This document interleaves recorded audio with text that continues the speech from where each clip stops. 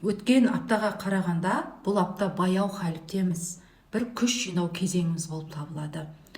Күн ғаламшары шаянда су белгісінде жақындарымызды іздеу, бір әдемі жылулық сыйлау кезеңіндеміз біз қазір. Өткен апта 22 маусым күні айдың толуы болды. Енді ай киім үстінде 5 июль жаңа ай туылғанға дейін жаңа істерді бастамаймыз, қорытынды кезеңіміз. Оның үстіне 21 маусым күні жазғы тұрым күннің ең биік нүктесінен өттік біз.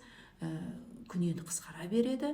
Ең бір жартылай қорытынды кезеңіміз, қай жерде біз қателік жібердік, қай жерде тоқтаймыз, қай жерде үлкейтеміз, кеңейтеміз, немесе не пайда әкелмейді тоқтатамыз, қандай қарым-қатынасымыздан бас тартамыз деген секілді бір қорытындыларға келдік. Енді бүгін 25 маусым, ай ғаламшары суқұйқышта бір ауа белгісінде адамдармен общение көріп, жай ғана өмір сүрудің өзі бақыт деген. Онан соң 26-27 ай ғаламшары балықтарға өтеді. Ішіңізге үңілетін кезеңіміз барлығымызда. Ай себебі транзитті, барлығымызға қатысты. Сол қаліпте боламыз деген сөз. Ешқайда асықпаймыз, жұмысқа деген бір энергиямыз аз кезеңіміз болады. Романтика іздейміз, жақындарымызды бір атмосферада сөйлемей-ақ, сөйлеспей-ақ, ыммен-ақ кімнің не ойлап отырған, бір-бірімізбенен сөйлесетін, ұқсатын кезеңіміз, бір түстер, аяндар көретін кезеңіміз. Ал енді 28-29-30 түске дейін ай ғаламшары тоқтыға өтеді. Ең қарқынды энергия бітеді бізге. Сызылдап бір орында отыра алмаймыз өзімізде. Бұндай энергияны спортқа, бір тусовкаларға, бір қыдырып кетуге, болмаса бір қарқынды істерге, тіпті демалыс болса да осы кезеңге жоспарлаңыздар.